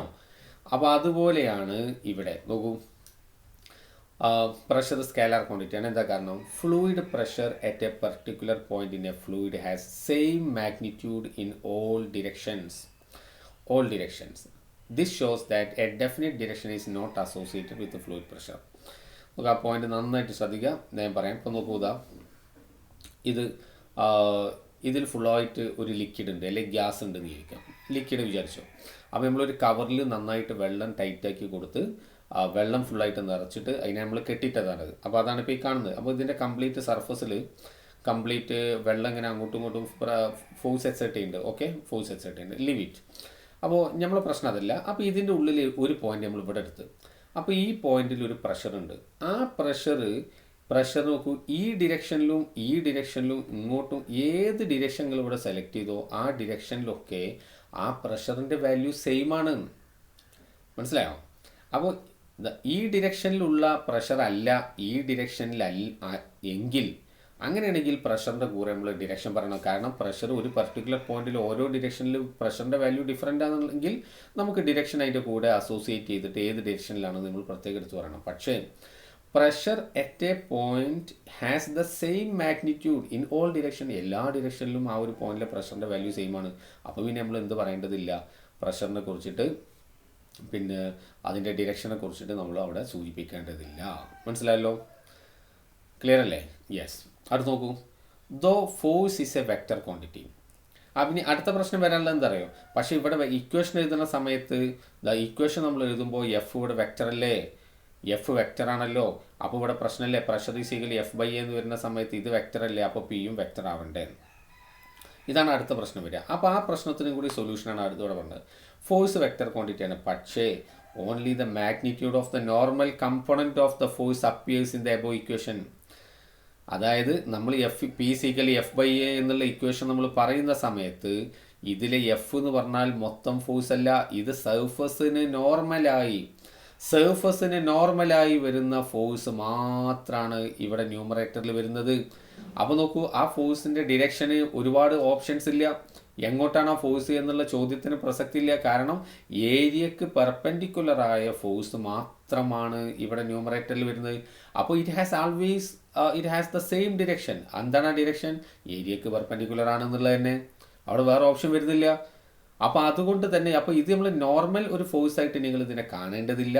നോർമൽ ഫോഴ്സിന് പല ഡിറക്ഷൻസ് നമുക്ക് പോസിബിൾ ആണ്. പക്ഷേ പ്രഷറിൻ്റെ ഇക്വേഷനിൽ ന്യൂമറേറ്ററിൽ വരുന്ന ഫോഴ്സ് എന്ന് പറഞ്ഞത് ഡിനോമിനേറ്ററിലുള്ള ഏരിയക്ക് പെർപെൻഡിക്കുലർ ആയിരിക്കും എപ്പോഴും ആ ഫോഴ്സ്. അപ്പോൾ ഒരാൾക്ക് എപ്പോഴും ഒരേ ഡിറക്ഷൻ ആണെങ്കിൽ, ഞാൻ നേരത്തെ സൂചിപ്പിച്ചതാണ്, മോഷൻ്റെ സ്ട്രെയിറ്റ് ലൈനിൽ എപ്പോഴും ഒരേ ഡിറക്ഷൻ ആണെങ്കിൽ പിന്നെ അതിൻ്റെ കൂടെ ഇങ്ങനെ ഡിറക്ഷൻ ഇങ്ങനെ പറയേണ്ട ആവശ്യമുണ്ടോ? ഇല്ല. അപ്പോൾ പിന്നെ ക്വാണ്ടിറ്റി പറഞ്ഞാൽ തന്നെ അതിൻ്റെ ഡിറക്ഷൻ അതിൻ്റെ കൂടെ തന്നെ നമുക്ക് അണ്ടർസ്റ്റുഡ് ആയി. മനസ്സിലായല്ലോ? അപ്പോൾ എന്തുകൊണ്ടാണ് പ്രഷർ അപ്പോൾ പ്രഷർ വെക്റ്റർ ക്വാണ്ടിറ്റി അല്ല, ഇറ്റ്സ് എ സ്കേലാർ ക്വാണ്ടിറ്റി. എന്തുകൊണ്ട് സ്കേലാർ ആയി എന്ന് വെച്ചാൽ 2 പോയിന്റാണ് സംസാരിക്കേണ്ടത്. ഒന്ന് pressure at a point has the same magnitude in all direction. ഇപ്പോൾ നോക്കി, ഇവിടെ എയറിൻ്റെ ഒക്കെ പ്രഷറൊക്കെ നമുക്ക് വരാൻ പോകുന്ന കാര്യമാണ്, വളരെ ഇൻട്രസ്റ്റിംഗ് ആയിട്ടുള്ള പാർട്ടാണ്. നോക്കി, ഈ ഒരു പോയിന്റിൽ പ്രഷറുണ്ട്. ആ പ്രഷറിന് അങ്ങോട്ടും ഇങ്ങോട്ടും എല്ലാ ഡിറക്ഷനിലും അതിൻ്റെ വാല്യൂ സെയിം ആണ്. അപ്പോൾ അതിൻ്റെ കൂടെ ഒരു ഡിറക്ഷൻ നമ്മൾ അസോസിയേറ്റ് ചെയ്ത് പറയേണ്ടതില്ല. രണ്ടാമത്തെ പോയിന്റ്, പ്രഷറിൻ്റെ ഇക്വേഷനിൽ എഫ് ഉണ്ടല്ലോ, അപ്പോൾ ആ എഫ് വെക്റ്റർ അല്ലേ, അപ്പോൾ പ്രഷർ വെക്റ്റർ ആവണ്ടേ. അതിൻ്റെ ആൻസർ ഞാൻ പറഞ്ഞു കഴിഞ്ഞു. ആ എഫ് എന്ന് പറഞ്ഞത് നോർമൽ എഫ് അല്ല, എപ്പോഴും സർഫസിന് പെർപെൻഡിക്കുലർ ആയ കമ്പോണൻറ്റ് മാത്രമേ ഇവിടെ വരുള്ളൂ. അപ്പോൾ അതുകൊണ്ട് അതിന് എപ്പോഴും ഒരേ ഡിറക്ഷനാണ്. എപ്പോഴും ഒരേ ഡിറക്ഷനാണെങ്കിൽ അതിൻ്റെ കൂടെ നമ്മൾ ഡിറക്ഷൻ പറയേണ്ടതില്ല, കാരണം അതിന് മാറ്റം വരാനുള്ള ഒരു സാധനമില്ല. അപ്പോൾ അതുകൊണ്ടാണ് പ്രഷർ നമ്മളൊരു സ്കേലാർ ക്വാണ്ടിറ്റി ആയിട്ട് പറയുന്നത്. ഇനി നമുക്ക് പ്രഷറിൻ്റെ യൂണിറ്റും ഡയമെൻഷനാണ്. അപ്പോൾ നിങ്ങൾക്ക് അറിയുന്ന കാര്യം തന്നെയാണ് units and dimensions of pressure. കാരണം P is equal to F divided by A എന്നല്ലേ. അപ്പോൾ എഫിൻ്റെ യൂണിറ്റ് എന്താ? Newton per metre square. ഇതിനെയാണ് നമ്മൾ എന്ത് വിളിക്കുന്നത്? ഇതിനെയാണ് നമ്മൾ പാസ്കൽ എന്ന് വിളിക്കുന്നത് അല്ലേ, ക്യാപിറ്റൽ പി സ്മോൾ എ. ഇനി അതിൻ്റെ സി ജി എസ് യൂണിറ്റ്, ന്യൂട്ടൻ്റെ സി ജി എസ് എന്താണ്? Dyne divided by centimetre square, dyne per centimetre square. ഫോഴ്സിൻ്റെ ഡയമെൻഷണൽ ഫോർമുല നമുക്ക് പഠിച്ചാണ് m(l⁻⁻1 t⁻²). കാരണം ഫോഴ്സിൻ്റെ ml(t⁻²) ഡിവൈഡഡ് ബൈ ഏരിയ കൊടുത്താൽ നമുക്കത് കിട്ടും. ക്ലിയർ അല്ലേ? ഇനി നോക്കൂ, നമുക്ക് അതിൻ്റെ ചില ആപ്ലിക്കേഷനാണ്, നമ്മൾ ഡെയിലി ലൈഫ് ആപ്ലിക്കേഷൻ. നമുക്ക് ചെറിയ ക്ലാസ്സിൽ നമ്മൾ മനസ്സിലാക്കി വരേണ്ട ചില കാര്യങ്ങളാണ്. എന്നാലും ആർക്കെങ്കിലും അത് കൺഫ്യൂഷൻ ഉണ്ടെങ്കിൽ ക്ലിയർ ആകാൻ വേണ്ടിയിട്ടാണ്. കാരണം ഡെയിലി ലൈഫ് ഇറ്റ് അത്രയും ക്ലോസ്ലി റിലേറ്റ് ചെയ്തിരിക്കുന്ന ഒരു ചാപ്റ്ററാണ് നമ്മൾ ഡിസ്കസ് ചെയ്യുന്നത്. A sharp knife cuts better than A blunt one. മൂർച്ചയുള്ള ഒരു കത്തി മൂർച്ചയില്ലാത്ത കത്തിനേക്കാളും വളരെ ഈസി ആയിട്ട് ഒരു സാധനം കട്ട് ചെയ്താൽ മുറിയുന്നുണ്ട് എന്നാണ് പറഞ്ഞത്. നമ്മൾ യഥാർത്ഥത്തിൽ കത്തിക്ക് മൂർച്ച കുറയുന്ന സമയത്ത് നമ്മൾ എന്താ ചെയ്യുക? മൂർച്ച കൂട്ടൂലേ? എങ്ങനെ മൂർച്ച കൂട്ടൽ വല്ല കല്ലിൻ്റെ മുകളിലൊക്കെ നമ്മളിങ്ങനെ ഒരതും, അല്ലെങ്കിൽ അതിനായിട്ടുള്ള ചില മെറ്റീരിയൽസ് ഉണ്ട്, അതിന്മേൽ നമ്മളിങ്ങനെ ഒരതിയിട്ടാണ് ചെയ്യുക. ഈ ഒരതുന്ന സമയത്ത് യഥാർത്ഥത്തിൽ നമ്മൾ ചെയ്യുന്നത് എന്താ? ആ കത്തിയുടെ ആ മൂർച്ചുള്ള ഭാഗം ഉണ്ടല്ലോ, ആ എഡ്ജിൻ്റെ തിക്നെസ് കുറയ്ക്കുക ചെയ്യുന്നത് അല്ലേ. തിക്നെസ് കുറയ്ക്കുക, അതാണല്ലോ ഇപ്പോൾ നമ്മൾ ഇങ്ങനെയൊക്കെ അങ്ങനെയൊക്കെ ആക്കിയിട്ട് നമ്മൾ ചെയ്യുന്നത്. തിക്നെസ് കുറയ്ക്കുക. തിക്നെസ് കുറയാന്ന് പറഞ്ഞാൽ നമ്മൾ എന്താ കുറക്കുന്നത്? ഏരിയ കുറക്കുന്നത്. ഇവിടെ ആ എഡ്ജിൻ്റെ ഏരിയ കുറയാണ്. അപ്പോൾ നമ്മൾ നോക്കൂ, കത്തി ഉപയോഗിച്ചിട്ട് ഇപ്പോൾ നമ്മൾ എന്തെങ്കിലും സാധനങ്ങൾ മുറിക്കുമ്പോൾ നമ്മൾ ഫോഴ്സ് കൊടുക്കുകയാണ്, നമ്മൾ അമർത്തുകയാണ്. ആ അമർത്തുന്ന ഫോഴ്സ് കംപ്ലീറ്റ് അതിൻ്റെ ആ ഒരു എഡ്ജിലാണല്ലോ, ആ ഏരിയയിലാണല്ലോ അനുഭവപ്പെടുന്നത്. അപ്പോൾ നോക്കൂ, F/A കൊടുക്കുമ്പോൾ നമ്മൾ വലിയ ഫോഴ്സ് കൊടുക്കുന്നു. ആ ഫോഴ്സ് ഏരിയ വളരെ ചെറുതാണെങ്കിൽ, ഡിനോമിനേറ്റർ ചെറുതായാലും അപ്പം എന്താ സംഭവിക്കുക? പ്രഷർ കൂടും. അപ്പോൾ നമുക്ക് പെട്ടെന്ന് കട്ടാവും. അപ്പം മൂർച്ച കൂട്ടുന്നത് വഴി നമ്മൾ ചെയ്യുന്നത് എന്താണ്? ഏരിയ കുറയ്ക്കുക. ഏരിയ കുറഞ്ഞാൽ പ്രഷർ കൂടും. പ്രഷർ കൂടിയാൽ പെട്ടെന്ന് കട്ടാവും. മനസ്സിലായോ? സിമ്പിൾ കാര്യമല്ലേ? ഓക്കെ. ഇനി നോക്കൂ, railway tracks are laid on wooden or concrete sleepers. Railway lines കണ്ടിട്ടുണ്ടാവും നിങ്ങൾ അല്ലേ? റെയിൽവേ ട്രാക്ക് ഇങ്ങനെയാണല്ലോ റെയിൽവേ ലൈന് പോവുക. ആ ലൈനിൽ നിങ്ങൾ ശ്രദ്ധിച്ചിട്ടില്ലേ, അതിനെ നേരെ അവിടെ മണ്ണിൽ അല്ലെങ്കിൽ അങ്ങനെ നേരെ ഭൂമിക്ക് ഇങ്ങനെ വെച്ചേക്കില്ല. അതിന് നോക്കൂ, ഇടയ്ക്കിടയ്ക്ക് നോക്കൂ, അതിനിങ്ങനെ ഓരോ ക്രോസ് ബാർ ഉണ്ടാവും. ഇതിൻ്റെ മേലെയാണ് സത്യത്തിൽ പിന്നെ ഈ റെയിൽവേ ലൈൻസ് കിടക്കുന്നത് അല്ലേ. അതെന്താ? റെയിൽവേ ലൈന് മാത്രമായുള്ള പ്രശ്നം ആലോചിച്ച് നോക്ക്. ഇങ്ങനെ ആ സാധനം ഇങ്ങനെ വെച്ച് കഴിഞ്ഞാൽ ഇത് അടുത്തും ഇങ്ങനെ വെച്ചു. ഇതിൻ്റെ മേലെ ഭയങ്കര ഹെവി ആയിട്ടുള്ള ട്രെയിനാണ് വരുന്നത്. ട്രെയിന് ഭയങ്കര ഹെവിയാണ്. അപ്പോൾ ആ ട്രെയിനിൻ്റെ വെയിറ്റ് കംപ്ലീറ്റ് നോക്കൂ, ഈ ഏരിയയിൽ മാത്രമാണ് അവിടെ വെക്കുന്നത്. അപ്പോൾ ഈ ഏരിയ വളരെ കുറവാണ്. ഈ ഏരിയ കുറഞ്ഞു കഴിഞ്ഞാൽ എന്ത് സംഭവിക്കും? വളരെ കുറഞ്ഞ ഏരിയയിൽ വലിയ ഫോഴ്സാണ് പിന്നെയും വരുന്നത്. അപ്പോൾ പ്രഷർ കൂടും. പ്രഷർ കൂടിക്കഴിഞ്ഞാൽ അപ്പോൾ എന്താ സംഭവിക്കുക? അതുകൊണ്ട് താന്നു പോകാനുള്ള ചാൻസ് കൂടുതലാണ്. നേരെ മറിച്ച് ഇതിൻ്റെ ക്രോസിൽ നോക്കൂ, നമ്മളിതാ ഇങ്ങനെയുള്ള വുഡൻ, അല്ലെങ്കിൽ മുമ്പ് വുഡൻ സ്ലീപ്പേഴ്സ് വെക്കുക. സ്ലീപ്പർ പറഞ്ഞാൽ അതിമേലാണ് ഇയാൾ കിടക്കണമെന്നുള്ളത്, അതാണ് ഉദ്ദേശ്യം. ഇപ്പോൾ പിന്നെ കോൺക്രീറ്റിൻ്റെ നിങ്ങൾ കണ്ടിട്ടുണ്ടാവും അല്ലേ? ആ കോൺക്രീറ്റിൻ്റെ ഇങ്ങനെ ഈ ക്രോസ് ബാർ ഉണ്ടാവും. അതിൻ്റെ മുകളിലാണ് നമ്മൾ റെയിൽവേ ലൈൻസ് ഉണ്ടാവുക. അപ്പോൾ നോക്കൂ, ഇവിടെ ഏരിയ കൂടി അല്ലേ? ഇപ്പം മൊത്തം ഫോഴ്സ് ആക്ട് ചെയ്യുന്ന ഏരിയ കൂടി. ഏരിയ കൂടുമ്പോൾ പ്രഷർ കുറയും. പ്രഷർ കുറയുന്ന സമയത്ത് അതവിടെ താഴ്ന്നു പോകാനുള്ള ചാൻസ് വളരെ കുറവാണ്. അടുത്ത് നോക്കൂ, it is difficult for a man to walk on sand while camel walks easily on sand in spite of the fact that camel is much heavier than a man. മരുഭൂമിയിലൂടെ നമ്മൾ നടക്കുന്ന സമയത്ത് നമുക്ക് ഭയങ്കര പ്രയാസം അല്ലേ? എന്താ കാരണം? മരുഭൂമിയിലൂടെ നടക്കാറുണ്ടെങ്കിൽ നമ്മൾ മരുഭൂമി പോകേണ്ട ആവശ്യമില്ല. മണലിലൂടെ പോയിരുന്ന സമയത്ത്, മണലിൽ നമ്മളിങ്ങനെ ചവിട്ടുന്ന സമയത്ത് നമ്മളെ കാലയിലേക്ക് കുറച്ച് ആണ്ടുപോകും. കാരണം എന്താ? നമ്മളിങ്ങനെ ചവിട്ടുന്ന സമയത്ത് നമ്മൾ ചവിട്ടുമ്പോൾ നടന്നു പോകുന്ന സമയത്ത് ഒരു കാലുമ്മലാണ് നമ്മുടെ വെയിറ്റ് കംപ്ലീറ്റ് വരുന്നത്. അപ്പോൾ ആ ഒരു കാലിൻ്റെ ഏരിയ എന്ന് പറഞ്ഞത് വളരെ കുറവാണ്. അപ്പോൾ ആ ഏരിയ കുറവായത് കൊണ്ട് തന്നെ നമുക്ക് നോക്കും, large force acting in small ഏരിയയാണ്. അപ്പോൾ അതുകൊണ്ടാണ് നമുക്ക് ആ നടത്തം വളരെ പ്രയാസമായിരുന്നു. പക്ഷേ ക്യാമൽ വളരെ ഈസി ആയിട്ട് നടന്നു പോകുന്നുണ്ട് അപ്പോൾ ക്യാമൽ പോകാനുള്ള കാരണം എന്താ വെച്ചാൽ, ക്യാമലിൻ്റെത് മറ്റു ആനിമൽസിനെ പോലെയല്ല. അവിടെ അതിൻ്റെ കുറച്ചും കൂടി ഫ്ലാറ്റാണ് അതിൻ്റെ കാല്. അപ്പോൾ അതുകൊണ്ട് തന്നെ ആ വെയിറ്റ് ഒക്കെ ഉണ്ടെന്നുണ്ടെങ്കിലും അത് ഡിസ്ട്രിബ്യൂട്ട് ചെയ്ത് പോകും. അപ്പോൾ പ്രഷർ കുറവായിരിക്കും എന്നുള്ളതാണ് പറഞ്ഞ പോയിന്റ്. ഞാൻ അതിന് കുറച്ചും കൂടെ ക്യാമലിൻ്റെ വിട്ടിട്ട് നമുക്ക് കുറച്ചും കൂടെ ഈസി ആയിട്ടുള്ള മറ്റൊരു എക്സാമ്പിൾ പറയാം. നമുക്ക് പെട്ടെന്ന് മനസ്സിലാവും. കാരണം ക്യാമലും കാലും ഒക്കെ നമ്മൾ കാണുന്നത് കുറവായിരിക്കുമല്ലോ. ആ ഒരു കുറച്ചും കൂടെ ഒരു നാടൻ എക്സാമ്പിൾ എന്ന് പറയുന്നത് നമ്മുടെ കോഴികളുടെ കേസ് എടുക്കുക. നമ്മൾ സാധാരണ കോഴികൾ നോക്കൂ, ചെളിയിലൂടെ മഡിലൂടെ മൂവ് ചെയ്യുന്ന സമയത്ത് നിങ്ങൾ ശ്രദ്ധിച്ചിട്ടുണ്ടാവും. കോഴീൻ്റെ കാല് എന്ന് പറഞ്ഞാൽ ഏകദേശം ഇങ്ങനെയൊക്കെയാണല്ലോ, വളരെ തിന്നായിട്ടുള്ള കാലാണ്. കോഴികൾ ഈ മഡിലൂടെ മൂവ് ചെയ്യുന്ന സമയത്ത് ഇവരെ കാല് നോക്കും, ഇവരെ കാലിൻ്റെ ഉള്ളിക്കാണ്ട് ആണ്ടുപോകും അല്ലേ? ആണ്ടുപോകും. എന്നിട്ട് ഇവരെ അതിൽ കടന്നിങ്ങനെ ബുദ്ധിമുട്ടാകുന്നത് നമുക്ക് ശരിക്കും കാണാൻ കഴിയും. നിങ്ങൾ ശ്രദ്ധിച്ചിട്ടോന്ന് അറിയില്ല. അപ്പോൾ കാലാണ് പോയി കഴിഞ്ഞാൽ പിന്നെ അതൊന്നായിട്ട് വലിച്ചു ഊരിയിട്ട് വേണം പിന്നെ മറ്റേ കാലം എടുത്ത് വെക്കാൻ കോഴികൾക്ക്. നേരെ മറിച്ച് ഇതിലൂടെ വളരെ ഈസി ആയിട്ട് ഡീൽ ചെയ്യുന്ന വേറൊരു ടീമുണ്ട്. ആരാണത്? ഡക്ക് നോക്കൂ, അവരുടെ കാല് കണ്ടില്ലേ, ഫ്ലാറ്റാണ്, വളരെ ഫ്ലാറ്റ് ആയിട്ടുള്ള കാലാണ്. അപ്പോൾ അവരെ സംബന്ധിച്ചിടത്തോളം വളരെ ഈസി ആയിട്ട് പോകാം. കാരണം വെയിറ്റ് ഒക്കെ ഉണ്ടെന്നുണ്ടെങ്കിലും അത് ഈ ഫ്ലാറ്റ് ആയതുകൊണ്ട് ആ ഏരിയയിൽ ഒന്നായിട്ട് ഡിസ്ട്രിബ്യൂട്ട് ചെയ്യാണ്. അപ്പോൾ ആ ഒരു പോയിന്റിൽ പ്രഷർ കുറവായിരിക്കും. അപ്പോൾ പ്രഷർ കുറയുന്ന സമയത്ത് ഇവർക്ക് വളരെ ഈസി ആയിട്ട് നീങ്ങാൻ കഴിയും. അപ്പോൾ കോഴികൾക്ക് മഡിൽ പോകുന്നത് റിസ്ക്കാണ്, കാരണം അവരുടെ കാല് ഫ്ലാറ്റ് അല്ല. എന്നാൽ ഡക്കുകൾക്ക്, താറാവിൻ്റെ കാല് ഫ്ലാറ്റാണ്. അതുകൊണ്ട് അവർക്ക് മഡിലൂടെ അവർ നീങ്ങൽ വളരെ ഈസി ആയിട്ട് അവർക്ക് നീങ്ങാൻ കഴിയും. വേണ്ട, മറ്റൊരു എക്സാമ്പിൾ കൂടി കേൾക്കും. പിന്നെ ഈ നാട്ടുമ്പുറത്ത് കൂടെ ഒക്കെ നമ്മൾ നടന്നു പോകുന്ന സമയത്ത് പിന്നെ റോഡ് ഒന്നുമില്ല, വരമ്പിലൂടെയൊക്കെ ഇങ്ങനെ പോണ സമയത്ത് എവിടെയെങ്കിലും കുറച്ച് ഭാഗത്ത് കുറച്ച് ലേശം ചളി ഉണ്ടെന്ന് വിചാരിക്കാം. അപ്പോൾ ആ ചളിയുള്ള സമയത്ത് അവിടെയുള്ള സ്ഥലത്ത് ആ സ്ഥലത്ത് ഇവിടെ നമുക്ക് നടക്കാൻ വേണ്ടിയിട്ട് പലപ്പോഴും ചെയ്യുന്നൊരു പരിപാടി ഉണ്ട്.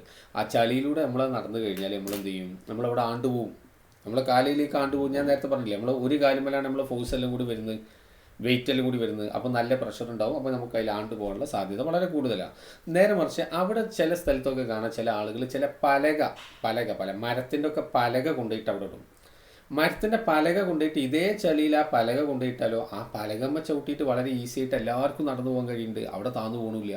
കാരണം എന്താ, ആ പലക ഇല്ലാത്ത സമയത്ത് നമ്മളൊരൊറ്റ കാലുമ്മലാണ് നമ്മൾ വെയിറ്റ് കംപ്ലീറ്റ് ഉണ്ടായിരുന്നത്. അപ്പോൾ മനസ്സിലായോ, വെയിറ്റ് കംപ്ലീറ്റ് ഉണ്ടായിരുന്ന ഒരൊറ്റ കാലുമ്മലാണ്. അപ്പോൾ അവിടെ പ്രഷർ കൂടുതലാണ്, താന്നുകൊള്ള സാധ്യതയുണ്ട്. എന്നാൽ ഈ ഒരു പലക വെച്ചിട്ട് പലകമ്മ ചവിട്ടുന്ന സമയത്ത് നമ്മൾ വെയിറ്റ് നോക്കും, പലക എത്രത്തോളം ഉണ്ടോ അല്ലേ, പലക എത്രത്തോളം ഉള്ളത് അത്രയും ഏരിയയിലാണ് ആ വെയിറ്റ് കംപ്ലീറ്റ് ഡിസ്ട്രിബ്യൂട്ട് ചെയ്യുന്നത്. അപ്പോൾ നമുക്ക് അവിടെ പ്രഷർ വളരെ കുറവായിരിക്കും. ഞാൻ പറഞ്ഞത് മനസ്സിലായോ, അവിടെ പ്രഷർ വളരെ കുറവാണ്. അപ്പോൾ പലക ഉണ്ടാകുന്ന സമയത്ത് പ്രഷർ കുറവാണ് എന്നർത്ഥം. ഓക്കെ അല്ലേ? യെസ്, ഇതേ കാര്യങ്ങൾ നോക്കുക. അടുത്ത പോയിന്റ് നോക്കുക നിങ്ങൾ. Pins and nails are made to have pointed ends അല്ലേ. ആണിയുടെ അറ്റമൊക്കെ എന്താ ഉണ്ടാവുക, വളരെ കൂർത്തിട്ടുണ്ടാവുക. കാരണം എന്താ, ആണിയുടെ അറ്റം ഇങ്ങനെ പരന്നുകൊണ്ടായി കഴിഞ്ഞാൽ നമുക്ക് ചുമരിലൊക്കെ ഹാമർ ചെയ്യാൻ കഴിയുമോ? ഇല്ല. അപ്പോൾ വളരെ കൂർപ്പിച്ച് വെച്ച് കഴിഞ്ഞാൽ എന്താ സംഭവിക്കുക, അവിടെ ഏരിയ വളരെ കുറവാണ്. ഏരിയ കുറഞ്ഞു കഴിഞ്ഞാൽ നമ്മൾ ഹാമർ കൊണ്ട് ഒരു അടി അങ്ങോട്ട് കൊടുക്കുന്ന സമയത്ത് ആ large force acting in very small area, അപ്പോൾ നല്ല പ്രഷറാണ്. അപ്പോൾ അതിലേക്ക് കയറി പോകാൻ ഈസി ആയിട്ട് അത് കയറിപ്പോകും. മനസ്സിലായോ? നിങ്ങൾ കാലിക്കറ്റ് പ്ലാനറ്റോറിയത്തിൽ പോയിട്ടുണ്ടാവുമല്ലോ എല്ലാവരും. അവിടെ പോയ സമയത്ത് നിങ്ങൾ അവിടെ കണ്ടില്ലേ ഒരു നെയിൽ ബെഡ് എന്ന് പറഞ്ഞിട്ടൊരു സാധനമുണ്ട്, നെയിൽ ബെഡ്.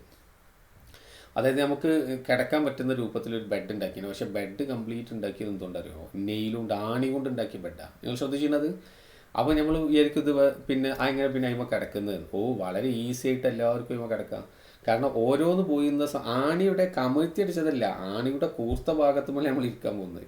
അപ്പം ഇങ്ങനെ ആണികളിങ്ങനെ നോക്കും, ഇങ്ങനെ ഒരുപാട് ആണികളിങ്ങനെ വെച്ചിട്ടുണ്ട്. ആ ആണിമേലാണ് നമ്മൾ പോയിരിക്കുന്നത്. അത് എന്താ ശരിക്കും അവിടെ സംഭവിക്കുന്നത്? അപ്പോൾ നമുക്കും ഇങ്ങനെ ഉണ്ടാക്കിയിട്ട് നമുക്ക് ഇരിക്കാൻ പറ്റുമോ? തീർച്ചയായിട്ടും ഇരിക്കാൻ പറ്റും. പക്ഷെ എന്താ ശ്രദ്ധിക്കേണ്ടത്, ആണികൾ വളരെ അടുത്തടുത്ത് വെക്കണം. ഒരാണി വെടിയും ഒന്ന് അവിടെയൊക്കെ വെച്ചുകൊണ്ടെങ്കിൽ ഉണ്ടാക്കി ടൈമിൽ പോയിരുന്നാൽ എങ്ങനെ ഉണ്ടാവും? അയിമേലിരുന്നാൽ ആകെ പ്രശ്നമാവും. പിന്നെ ഇരിക്കുന്നതിനേക്കാളും ബുദ്ധിമുട്ട സൗകര്യം എന്താ അറിയോ, കിടക്കലാണ്. ഇരിക്കുമ്പോഴാണ് കൂടുതൽ കുറച്ചുകൂടിയും ഡേഞ്ചർ ആവുന്നത്. കിടക്കുന്ന സമയത്ത് ആണികൾ ഇത്ര അടുത്തടുത്ത് വെക്കുന്ന സമയത്ത് നമ്മളിങ്ങനെ അയിമ കിടന്നാണ്ട് കിടക്കുന്ന സമയത്ത് ഓരോ ആണിനും നോക്കുമ്പോൾ ആ ആണിനും വരുന്ന ഫോഴ്സ് വളരെ കുറവായിരിക്കും. അല്ലെങ്കിൽ ഒരാണിയുടെ ഈ എൻഡിൻ്റെ ഏരിയ പറഞ്ഞാൽ വളരെ കുറവാണ്. പക്ഷെ ഒരുപാട് ആണികളല്ലേ ഇപ്പോൾ ഉള്ളത്. അപ്പോൾ ആ ആണികളുടെ എല്ലാം കൂടെ ഏരിയ കൂട്ടിക്കഴിഞ്ഞാൽ അപ്പോൾ വലിയൊരു ഏരിയയായി. അപ്പോൾ നമ്മുടെ ഈ വെയിറ്റ് കംപ്ലീറ്റ് അത്രയും ഏരിയയിൽ ഡിസ്ട്രിബ്യൂട്ട് ചെയ്ത് കിടക്കുകയാണ്. മനസ്സിലായോ? അപ്പോൾ പ്രഷർ കുറവായിരിക്കും. അപ്പോൾ ആ പ്രഷർ കുറയുന്നതുകൊണ്ടാണ്. അപ്പോൾ ഈവൻ ആണിൻ്റെ പോലെ മുട്ടുസൂചി കൊണ്ട് വരെ നമുക്ക് അങ്ങനെ ഉണ്ടാക്കാം. മുട്ടുസൂചിൻ്റെ ഒരു സീറ്റ് അല്ലെങ്കിൽ ഒരു ബെഡ് ഉണ്ടാക്കാം. മുട്ടുസൂചി കൊണ്ട് ഒരു കുഴപ്പമില്ല, നിങ്ങൾക്ക് ഉണ്ടാക്കാം. പക്ഷേ അവിടെയും ശ്രദ്ധിക്കേണ്ടത് എന്താ, ഒരു മുട്ടുസൂചി വെടിയും അതിൻ്റെ തൊട്ടടുത്ത് തന്നെ വേണം അടുത്ത മുട്ടുസൂചി വെക്കേണ്ടത്. അല്ലാതെ ഒന്ന് വെടിയും ഒന്ന് വെടിയൊക്കെ ആണെങ്കിലോ പിന്നെ ഇരുന്നതേ ഓർമ്മ ഉണ്ടാവുള്ളൂ അല്ലേ. അപ്പോൾ ഇവിടെയൊക്കെ എന്താ വെച്ചാൽ പ്രഷറാണ്. ഇവിടെയൊക്കെ കളിക്കുന്ന പിന്നെ ഗെയിം കൺട്രോൾ ചെയ്യുന്ന ആരാണ്, അത് പ്രഷറാണ് എന്ന കാര്യം പ്രത്യേകം മനസ്സിലാക്കുക. അപ്പോൾ ഇതൊക്കെ നമ്മൾ ഡെയിലി ലൈഫിലെ എക്സാമ്പിൾസാണ് നമ്മൾ സംസാരിച്ചിട്ടുള്ളത്. ഡെൻസിറ്റി നമുക്കറിയില്ലേ, ഡെൻസിറ്റി എന്ന മാസ് ബൈ വോളിയാണ്. സ്പെസിഫിക് ഗ്രാവിറ്റി അല്ലെങ്കിൽ റിലേറ്റീവ് ഡെൻസിറ്റി നമ്മൾ യൂണിറ്റ്സ് ആൻഡ് മെഷർമെൻറ്റ്സിൽ സംസാരിച്ച കാര്യമാണ്. പക്ഷേ ഒന്നുകൂടെ ഇവിടെ ആവർത്തിക്കുകയാണ്. Specific gravity or relative density of a substance is defined as the ratio of the density of the substance to the density of water at 4 degree C. വെള്ളവും 4 degree സിയും തമ്മിൽ 4 ഡിഗ്രി സെൽഷ്യസ് തമ്മിലൊരു ബന്ധമുണ്ട്. അത് നമ്മൾ അടുത്ത ചാപ്റ്ററിൽ തെർമൽ പ്രോപ്പർട്ടീസിലാണ് നിങ്ങൾ പഠിക്കുക. കെമിസ്ട്രിയിൽ ഒരു പക്ഷേ നിങ്ങൾ ഡീൽ ചെയ്തിട്ടുണ്ടാവും അല്ലേ. Water has maximum density at 4 degree Celsius എന്നാണ്. വെള്ളത്തിന് മാക്സിമം ഡെൻസിറ്റി ഉണ്ടാവില്ല 4 ഡിഗ്രി സെൽഷ്യസിലാണ്. അതാണ് 1000 kg/m³ എന്ന് പറഞ്ഞത്. ഓക്കെ, മാക്സിമം ഡെൻസിറ്റി അല്ലെങ്കിൽ ഏറ്റവും കുറവ് വോളിയം. ഐസും വെള്ളവും തമ്മിലുള്ള റിലേഷൻഷിപ്പൊക്കെ നമുക്ക് പഠിക്കാനുള്ള സ്ഥലമാണത്. ഐസിനാണോ വെള്ളത്തിനാണോ വോളിയം കൂടുക എന്നുള്ള കാര്യങ്ങളൊക്കെ അല്ലെ, ഐസ് വെള്ളത്തിലിട്ടാൽ പൊന്തിക്കിടക്കുന്ന കാര്യങ്ങൾ, ഇതൊക്കെ നമുക്ക് അടുത്ത ടോപ്പിക്കിൽ ഡിസ്കസ് ചെയ്യണം.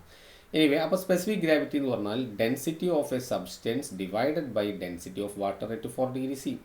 അപ്പോൾ മേലെയും ഡെൻസിറ്റിയാണ്, താഴെയും ഡെൻസിറ്റിയാണ്. അതുകൊണ്ട് തന്നെ അതിന് യൂണിറ്റ് ഇല്ല, അതിന് ഡയമെൻഷൻ ഇല്ല. ആ കാര്യങ്ങളൊക്കെ നമ്മൾ യൂണിറ്റ്സ് ആൻഡ് മെഷർമെൻറ്റ്സ് എന്നുള്ള ചാപ്റ്ററിൽ നമ്മൾ പറഞ്ഞ കാര്യമാണ്. ഓക്കെ, ഇനി നമ്മൾ ഈ ചാപ്റ്ററിൽ വളരെ പ്രധാനപ്പെട്ട ഒരു ടൈറ്റിലായിട്ടുള്ള പാസ്കൽസ് ലോയിലേക്ക് പോവാണ്. പാസ്കൽസ് ലോ എന്താണ്? പാസ്കൽസ് ലോ പറയുന്നത് നോക്കുന്നത്, this law tells us how pressure can be transmitted in a fluid. അപ്പോൾ ഇതന്നെ വളരെ ഇമ്പോർട്ടൻ്റ് ആയിട്ടുള്ള കാര്യമാണ്. പാസ്കൽസ് ലോ എന്തിനെ പറ്റിയാണ് നമുക്ക് സംസാരിക്കുന്നത്? ഒരു ഫ്ലൂയിഡിൻ്റെ ഏതെങ്കിലും ഒരു ഭാഗത്ത് നിങ്ങളൊരു പ്രഷർ അപ്ലൈ ചെയ്താൽ ആ പ്രഷർ അതിൻ്റെ മറ്റു ഭാഗത്തേക്ക് എങ്ങനെയാണ് ട്രാൻസ്മിറ്റ് ചെയ്യപ്പെടുന്നത്? മനസ്സിലായോ? ഒരു ഭാഗത്ത് നിങ്ങൾ പ്രഷർ അപ്ലൈ ചെയ്തു, അതതിൻ്റെ മറ്റു ഭാഗത്തേക്ക് ട്രാൻസ്മിറ്റ് ചെയ്യപ്പെടുന്നതിൻ്റെ എങ്ങനെയാണ് എന്നതിനെക്കുറിച്ചാണ് ആര് പറയുന്നത്? പാസ്കൽസ് ലോ പറഞ്ഞത്. എന്താ പറഞ്ഞത്? The pressure applied to an enclosed fluid means liquid എന്ന് പറഞ്ഞാൽ ഞാൻ പറഞ്ഞു നിങ്ങളോട്, ഗ്യാസിന് അപ്ലൈ ചെയ്യാം. Enclosed fluid is transmitted undiminished എന്ന് പറഞ്ഞാൽ ഒരു കുറവില്ലാതെ to every point of the liquid and the walls of the containing vessel. നിങ്ങൾ നോക്കുമ്പോൾ ഞാൻ നേരത്തെ സൂചിപ്പിച്ച പോലെ ഇപ്പോൾ നോക്കൂ, ഒരു കീസിൽ കവറിൽ കംപ്ലീറ്റ് നമ്മൾ വെള്ളം നിറച്ചിട്ട് ഇവിടെ കെട്ടിയിട്ടുണ്ട്. അപ്പോൾ ഇത് കംപ്ലീറ്റ് ഇതിൽ വെള്ളം. നിങ്ങൾ ഇവിടെ ഒരു പ്രഷർ അപ്ലൈ ചെയ്ത് കഴിഞ്ഞാൽ ആ പ്രഷർ ഇവിടെ മാത്രമല്ല ഉണ്ടാവുക, ഈ ലിക്വിഡിൻ്റെ എല്ലാ ഭാഗത്തും ഒരു കുറവുമില്ലാതെ ഈ പ്രഷർ അനുഭവപ്പെടും എന്നാണ് പാസ്കൽസ് ലോ പറഞ്ഞത്. അപ്പോൾ പാസ്കൽസ് ലോ പറഞ്ഞത് ഏതെങ്കിലും ഒരു ഭാഗത്ത് നിങ്ങൾ ഒരു പ്രഷർ അപ്ലൈ ചെയ്താൽ ആ പ്രഷറിൽ ഒരു കുറവുമില്ലാതെ ആ ഫ്ലൂയിഡിൻ്റെ എല്ലാ ഭാഗത്തും അത് ആ ഫ്ലൂയിഡ് ആ പ്രഷർ ട്രാൻസ്മിറ്റ് ചെയ്യപ്പെടുന്നു. The pressure applied to an enclosed എന്നാൽ ക്ലോസ്ഡ് ആയിരിക്കണം. Enclosed liquid is transmitted undiminished to every point of the liquid and the walls of the containing vessel. മനസ്സിലായല്ലോ? അതിൻ്റെ എല്ലാ ഭാഗത്തും അതുപോലെ ഇതിൻ്റെ വാൾസിലൊക്കെ അതേ പ്രഷർ. അപ്പോൾ ഇവിടെ നമ്മൾ അമർത്തിയത് അല്ലെങ്കിൽ ഇവിടെ നമ്മൾ പ്രഷർ അപ്ലൈ ചെയ്ത് എന്ന് കരുതിയിട്ട് അത് ഇവിടെ മാത്രമല്ല ഉണ്ടാവുക, അതിൻ്റെ എല്ലാ ഭാഗത്തും ഒരു കുറവുമില്ലാതെ അനുഭവപ്പെടുന്നു. അപ്പോൾ ഈ സ്റ്റേറ്റ്മെൻറ്റ് നിങ്ങൾ പഠിച്ചു വെക്കണം. The pressure applied to an enclosed liquid അല്ലെങ്കിൽ fluid is transmitted undiminished to every point of the liquid and the walls of the containing vessel. The pressure in a liquid at rest is same at all points if we ignore gravity. ഇങ്ങനെ ആ statement പറയാം. അപ്പോൾ ഈ സ്റ്റേറ്റ്മെൻറ്റും നല്ലതാണ്. പക്ഷേ ഈ സ്റ്റേറ്റ്മെൻറ്റിൻ്റെ വിശദീകരണം നോക്കൂ, മോഡിഫൈഡ് പാസ്കൽസ് ലോ എന്നിട്ട് നമുക്ക് ഇനി ഒന്ന് വരാനുണ്ട്. അവിടെയാണ് ഞാൻ ഈ സ്റ്റേറ്റ്മെൻറ്റിനെ കുറിച്ച് കൂടുതൽ സംസാരിക്കുക. അപ്പോൾ ഇവിടെ നിങ്ങൾ ഈ ഒരു സ്റ്റേറ്റ്മെൻറ്റ് തന്നെ പഠിക്കാൻ വേണ്ടിയിട്ട് ശ്രദ്ധിക്കുക കേട്ടോ. The pressure applied to an enclosed liquid is transmitted undiminished to every point of the liquid and the walls of the containing vessel. The pressure in a fluid at rest is same at all points if we ignore gravity. ഗ്രാവിറ്റിനെ പരിഗണിക്കരുത്. Gravity പരിഗണിച്ചാൽ അത് എല്ലായിടത്തും ഈക്വലായിട്ട് കിട്ടില്ല. അതാണ് നമ്മൾ modified പാസ്കൽസിൽ വരാനുള്ളത്. Okay, അതുകൊണ്ട് ഞാൻ ഈ ഭാഗം ഞാനിപ്പോൾ സംസാരിക്കുന്നില്ല കേട്ടോ.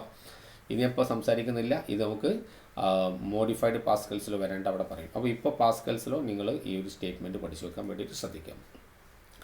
പാസ്കൽസിലോ പറയുന്ന സമയത്ത് അതിൻ്റെ കൂടെ പറയേണ്ട കാര്യമാണ്. പാസ്കൽസിലോൻ്റെ ഏറ്റവും വലിയ ആപ്ലിക്കേഷനാണ് നമ്മൾ hydraulic lift.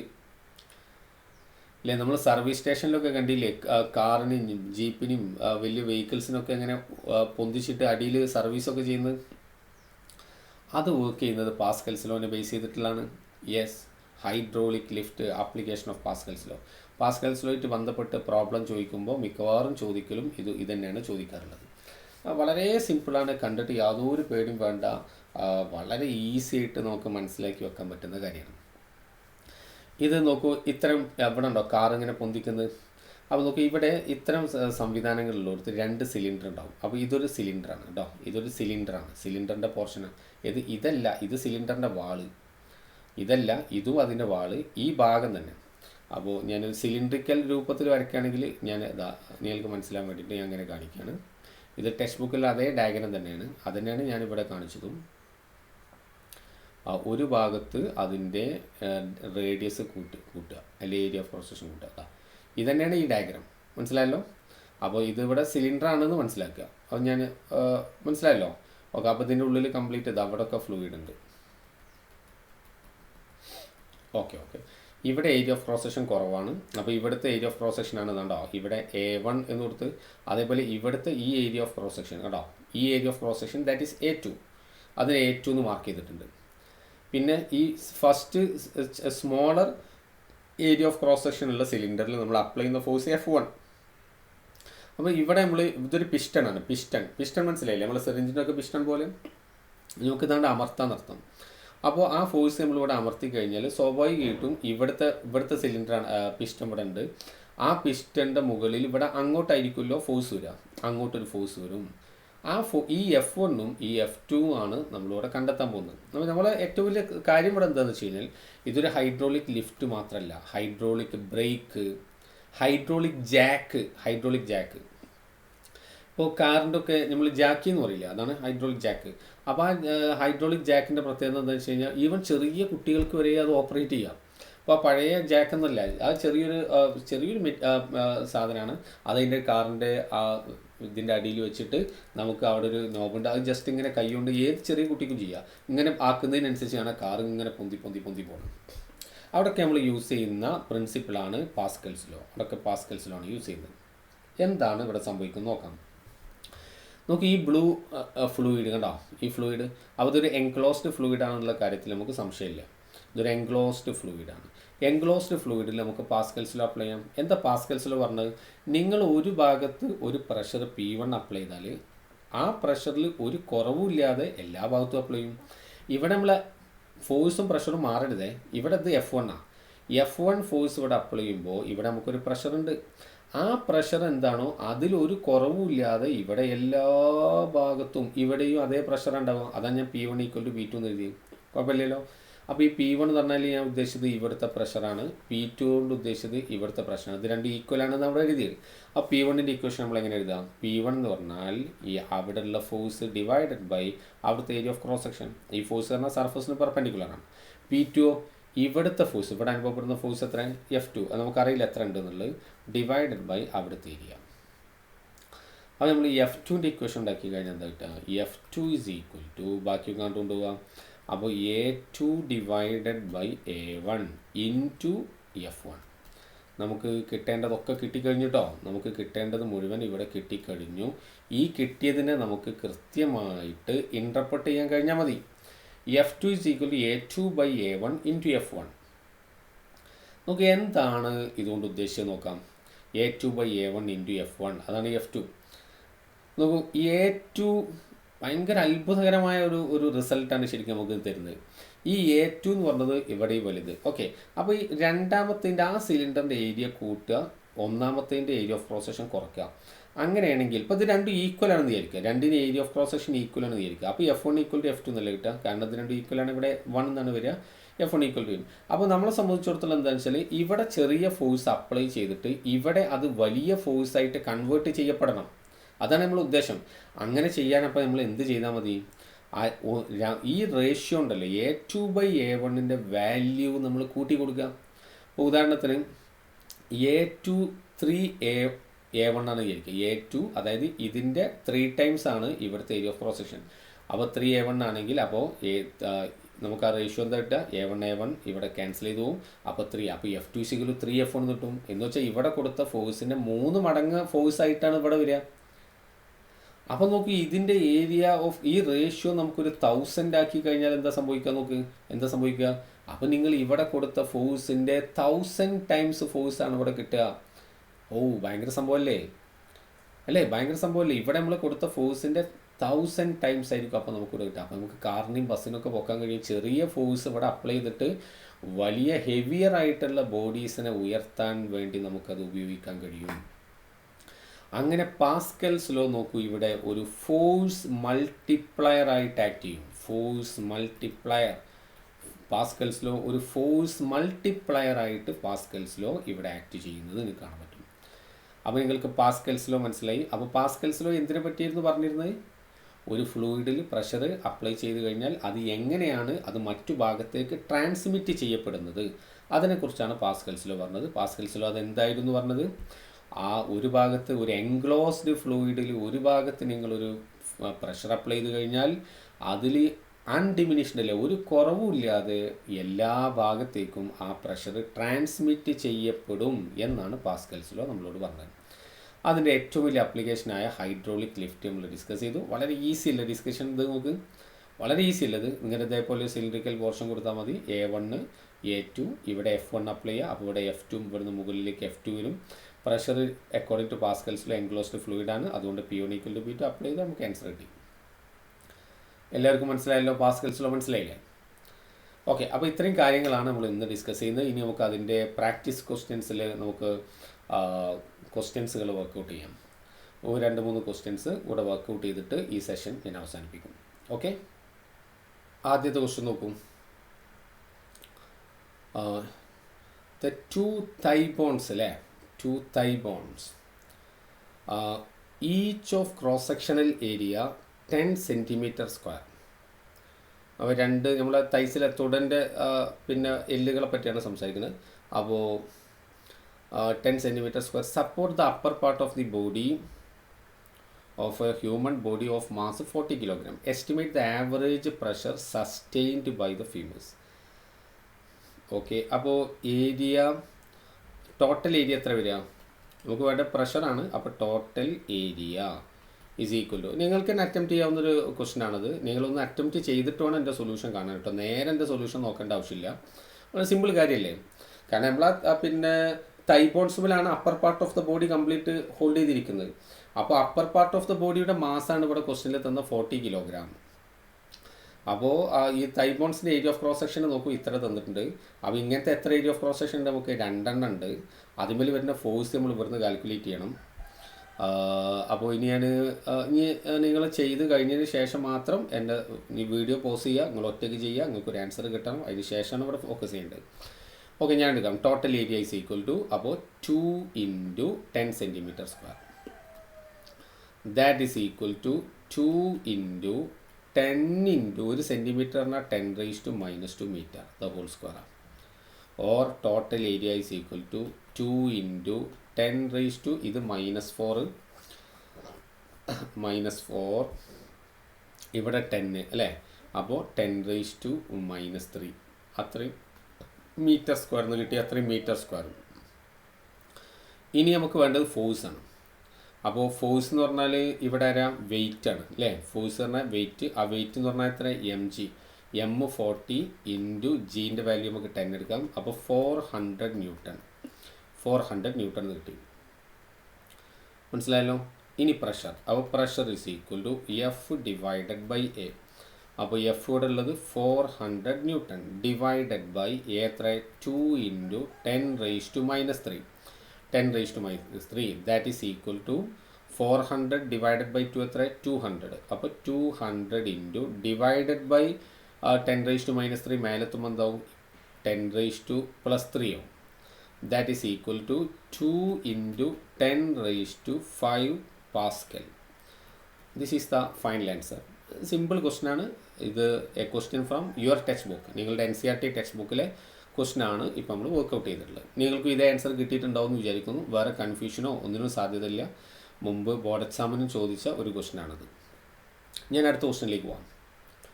Yes, this question is also from NCERT textbook exercise. A 50 kg ഗേളിൻ്റെ മൊത്തം മാസാണ് 50 kg. Wearing A high heel shoes balances on a single heel. Single heel. The heel is circular with a diameter 1 cm. What is the diameter അട്ടത്? Radius അല്ല. What is the pressure? അപ്പോൾ ഒന്നുമില്ലല്ലോ. അതിൻ്റെ wait നമുക്ക് ഇവിടെ അറിയാം. അപ്പോൾ force മൊത്തത്തിൽ എത്ര ഉണ്ട്? F = mg ആണ്. F = mg. That is equal to 500 newton അല്ലേ? 50 × 10. അപ്പോൾ അത് മനസ്സിലായി. ഇനി നമുക്ക് ആദ്യം വേണ്ടത് ആ ഏരിയ കാൽക്കുലേറ്റ് ചെയ്യാം. അപ്പോൾ ഏരിയ ആ ഒരു ഹീലുമേലാണല്ലോ നിൽക്കുന്നത്. അപ്പോൾ ഇത് സർക്കുലർ ആണ്. അപ്പോൾ πr² ആണ്. ദാറ്റ് ഈസ് ഈക്വൽ ടു 3.14 × ഇത് ഡയമീറ്റർ തന്നത് അല്ലേ? ഡയമീറ്റർ ആണ്. അപ്പോൾ D ആണ് എന്ത്? Wait a second. അപ്പോൾ നമുക്ക് റേഡിയസ് കിട്ടൽ 0.5 × 10⁻² മീറ്റർ. അപ്പോൾ നമുക്കിവിടെ ഏരിയ ഈസ് ഈക്വൽ ടു എത്ര കിട്ടുക?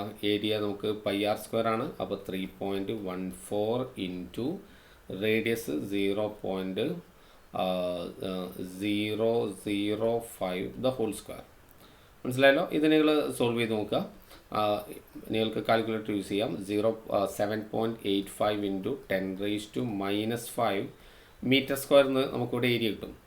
അപ്പോൾ ഈ ഏരിയ കിട്ടി, ഫോഴ്സ് കിട്ടി, ഇനി പ്രഷറിൻ്റെ ആവശ്യമില്ലല്ലോ. പി ഈക്വൽ ടു ആരാണ്? F divided by A. NCERT textbook exercise problem ആണ് കേട്ടോ. അപ്പോൾ ഈക്വൽ ടു നമുക്ക് എത്ര കിട്ടുക?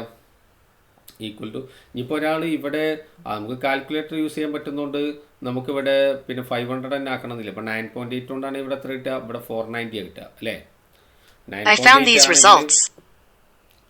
1 സെക്കൻഡ്.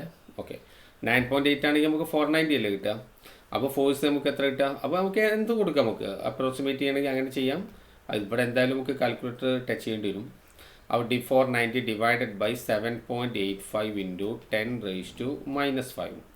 ഇത് സോൾവ് ചെയ്ത് നോക്കുക. ഇത് സോൾവ് ചെയ്താൽ നിങ്ങൾക്ക് കിട്ടുന്നതാണ് നമ്മുടെ final answer, which is approximately 6.24 into 10⁻6 newton per metre square എന്ന് നമുക്ക് ആൻസർ കിട്ടും.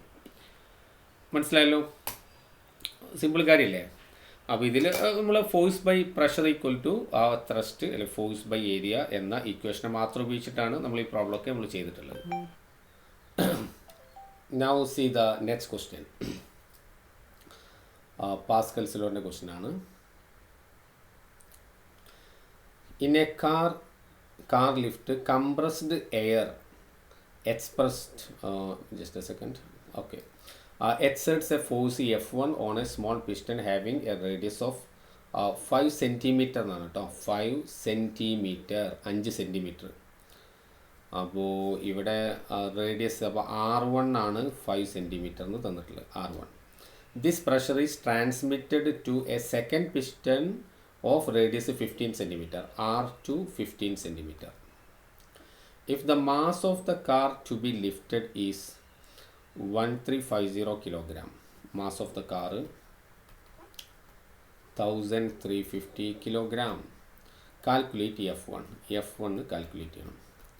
What is the pressure necessary to accomplish this task? അതിന് വേണ്ട പ്രഷർ എത്ര എന്നാണ് ചോദ്യം. അതിന് വേണ്ട പ്രഷർ ഈക്വൽ ടു വാട്ട്? മനസ്സിലായല്ലോ? ക്വസ്റ്റ്യൻ എല്ലാവർക്കും മനസ്സിലായി. അപ്പോൾ പാസ്കൽസ് ലോ ആണ് നമ്മൾ ആദ്യം വേണ്ടത്. നമുക്ക് F1 കാൽക്കുലേറ്റ് ചെയ്യണം. അത് നമുക്ക് ഈസി ആയിട്ട് കാൽക്കുലേറ്റ് ചെയ്യാവുന്ന കാര്യമാണ്. നമുക്കിവിടെ പൊക്കേണ്ടത് ഈ മാസിനെയാണ്. അപ്പോൾ ആ മാസിനെ പൊക്കാൻ വേണ്ട ഫോഴ്സ് നമുക്ക് ആദ്യമേ കാൽക്കുലേറ്റ് ചെയ്ത് വെക്കാം. അതാണല്ലോ നമ്മുടെ F2 എന്ന് പറയുന്നത്. അതിനെ പൊക്കാൻ വേണ്ട ഫോഴ്സാണ് നമ്മുടെ F2 എന്ന് പറയുന്നത്. അപ്പോൾ ഞാൻ ചെയ്യുന്നതിൻ്റെ തൊട്ട് മുമ്പ് ഇനി നിങ്ങളൊന്ന് ചെയ്യാണ് വേണ്ടത്. അപ്പോൾ വീഡിയോ പോസ് ചെയ്യുക, നിങ്ങളൊന്ന് അറ്റംപ്റ്റ് ചെയ്യും, എന്നിട്ട് ഞാൻ ചെയ്യാം.